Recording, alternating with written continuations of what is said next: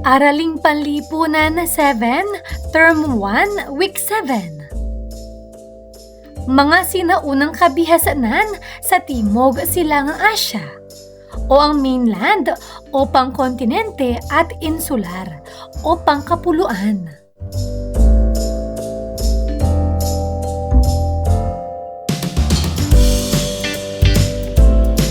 Matatag curriculum, bansang makabata, batang makabansa, with me, Teacher KMT.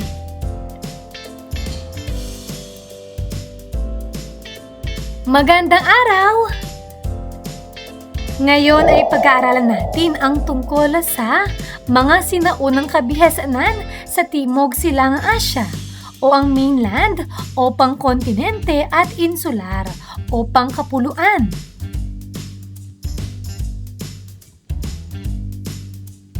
Mga kasanayan.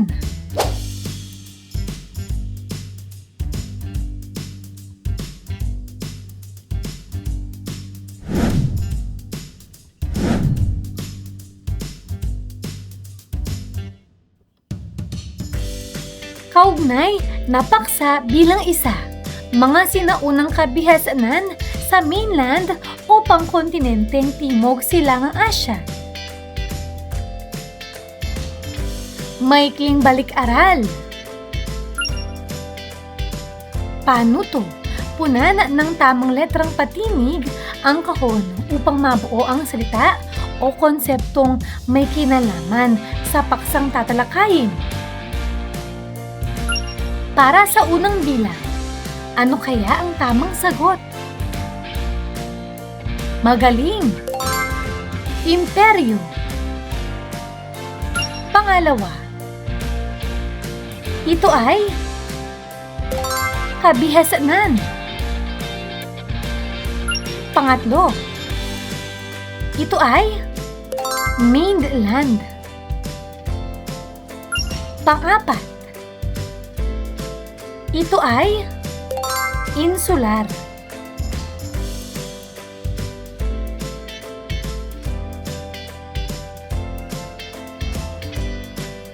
Ang rehiyon ng Timog Silangang Asya ay naging tahanan ng iba't ibang pangkat ng taong may iba't ibang wika at kultura.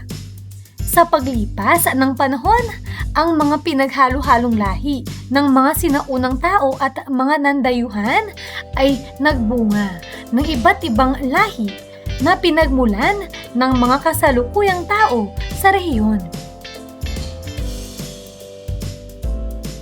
Noong unang panahon, nabuo rito ang mga sinaunang kabihasanan. Ang kabihasanan ay tumutukoy sa mga pamayanang may maayos na pamahalaan, sariling kultura, relihiyon, wika at kabuhayan.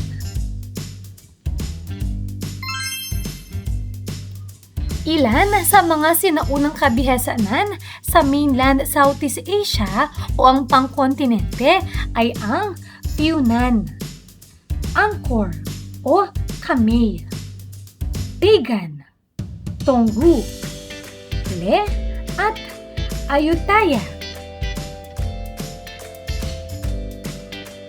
Mga sinaunang kabihasanan sa mainland. Una, Funan.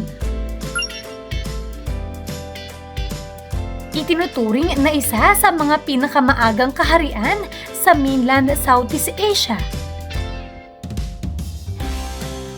Matatagpuan sa lugar na ngayon ay bahagi ng Cambodia at Vietnam.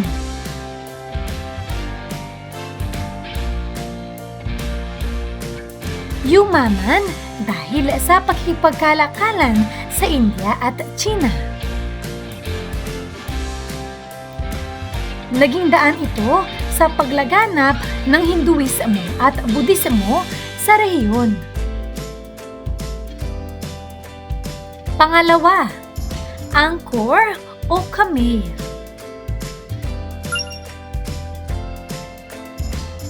Ang sentro ng Imperyong Kamay ay nasa Cambodia. Kilala sa Angkor Wat, Isa sa pinakamalaki at pinakatanyag na templong bato sa mundo. Mahusay sa patubig at pagsasaka, kaya naging maunlad ang kanilang kabuhayan.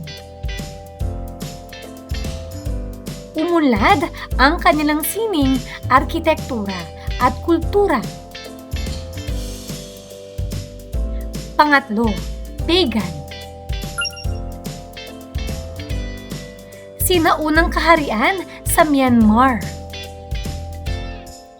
Kilala sa libu-libong templong Budista.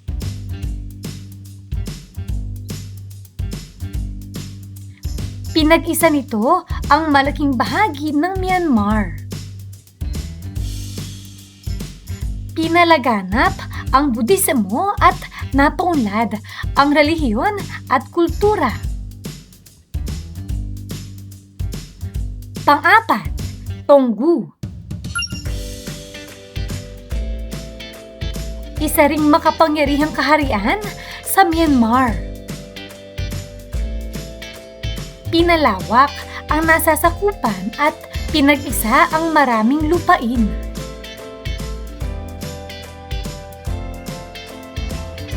Pinalakas ang hukbo at pamahalaan. Nakipagkalakalan sa mga karatig bansa. Panglima, Le. Dinastiya sa Vietnam. Pinalakas ang edukasyon, batas at pamahalaan. Malaki ang impluwensya ng kulturang Tsino, lalo na sa sistema ng pamahalaan at pagsusulit para sa mga opisyal. Pinagyaman ang agrikultura at kalakalan. Pang-anim, Ayutthaya.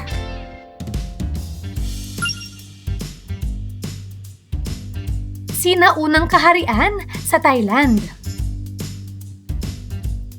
Isa sa pinakamayaman at pinakamakapangyarihang sentro ng kalakalan sa Timog Silangang Asya.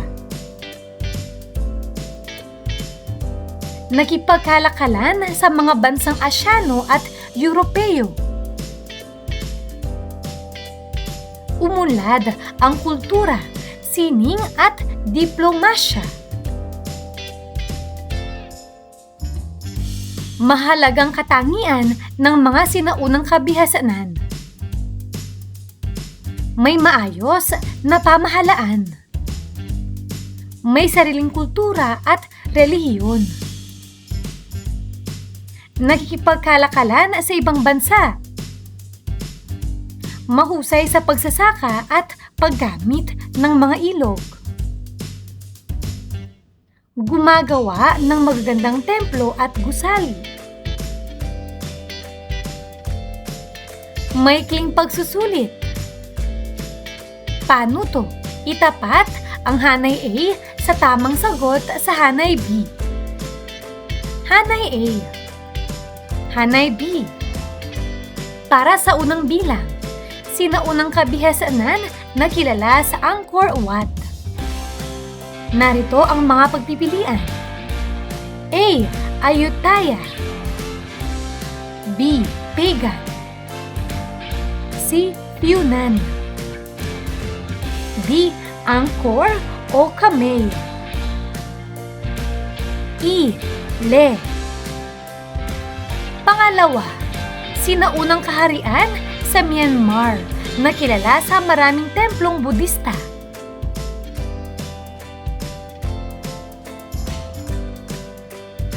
Pangatlo, isa sa pinakamaagang kaharian sa mainland Southeast Asia na yumaman sa pagkikipagkalakalan.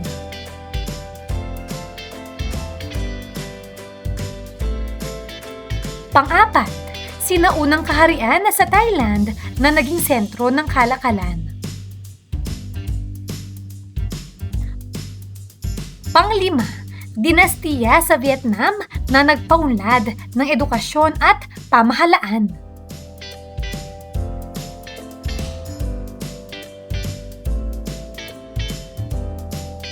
Mga tamang sagot.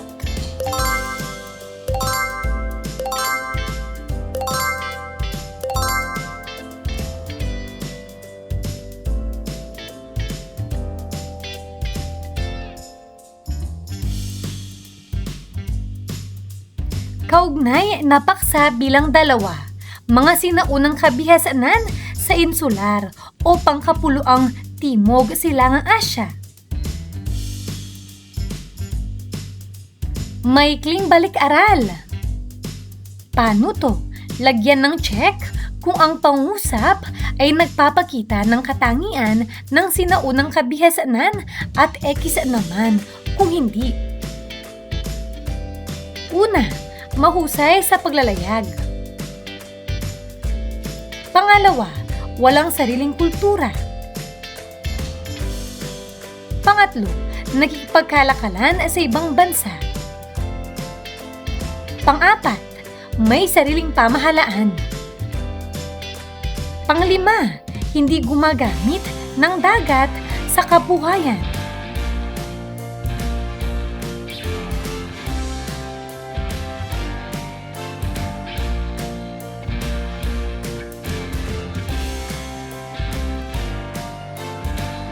Mga tamang sagot.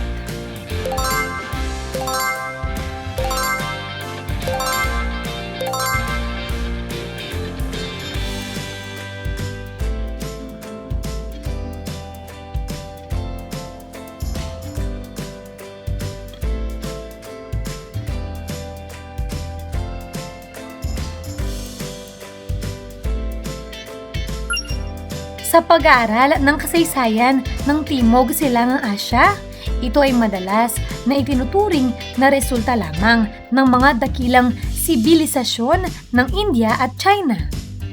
Dahilan ito ng matinding impluwensya ng sibilisasyong Indian at Chinese sa kultura ng mga sinaunang lipunan sa Timog Silangang Asya.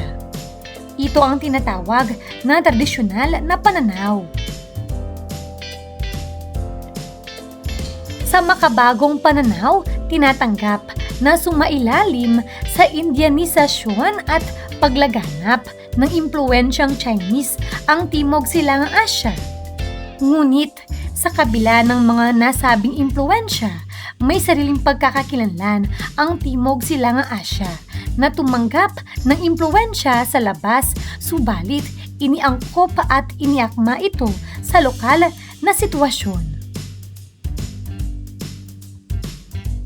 Sa bahaging ito ay tatalakay natin ang ilan sa mga sinaunang kabihasanan sa Insular Southeast Asia o ang pangkapuluan.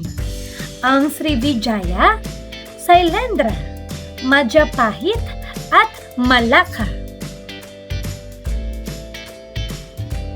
Mga sinaunang kabihasanan sa insular.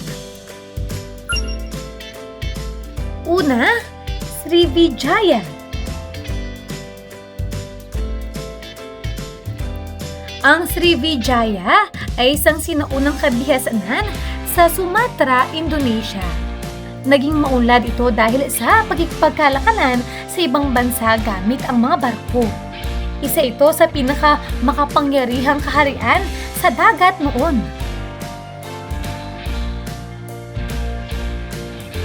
Pangalawa, Sailendra.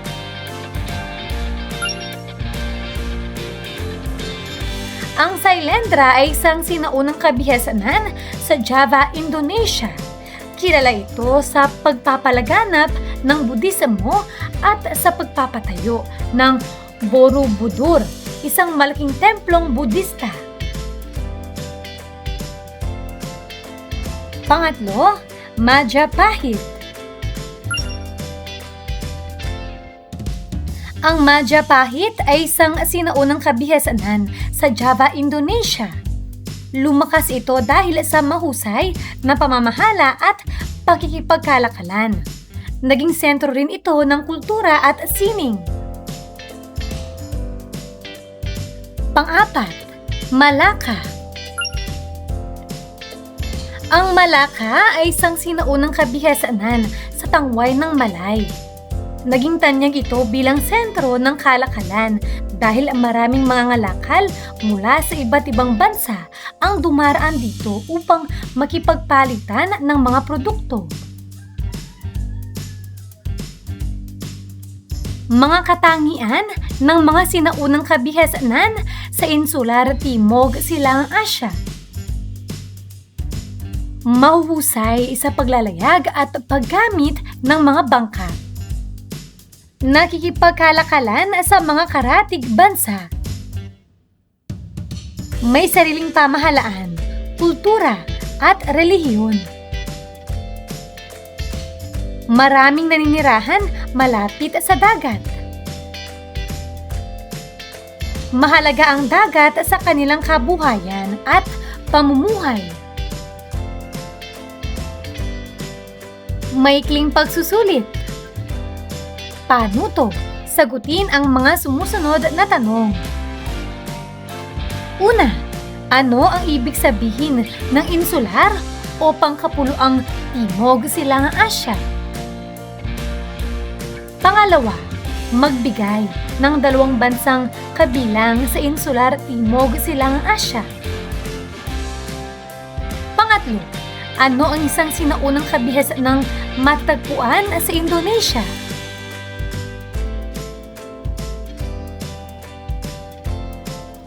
Pang-apat, kilala ito sa pagpapalaganap ng Budismo at sa pagpapatayo ng Borobudur. Pang-lima, bakit mahalaga ang dagat sa pamumuhay ng mga sinaunang tao sa Insular Timog Silangang Asya? Mga maaring sagot.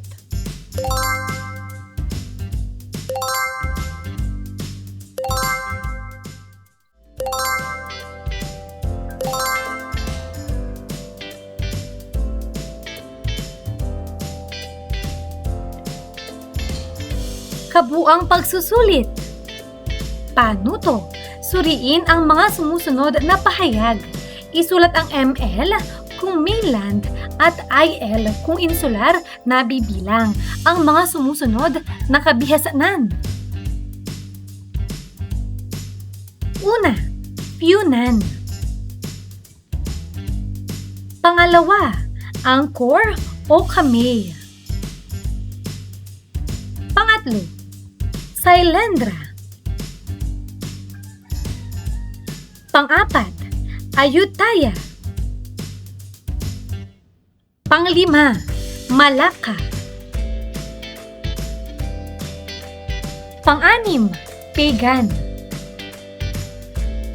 Pang-pito, Tonggu. Pang-walo, Majapahit. Pang-siyam, Srivijaya.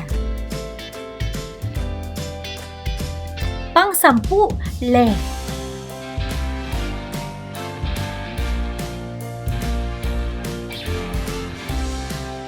Mga tamang sagot.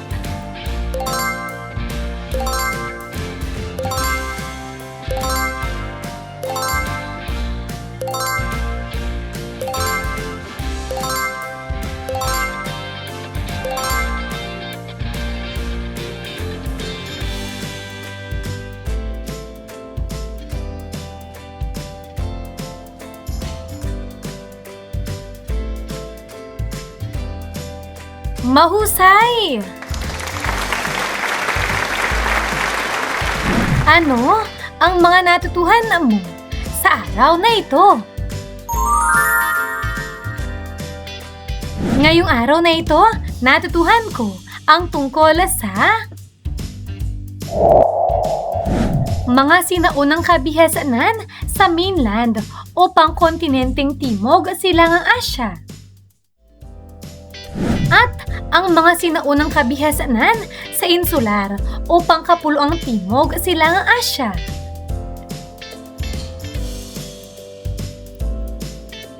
Maraming salamat sa pakikinig.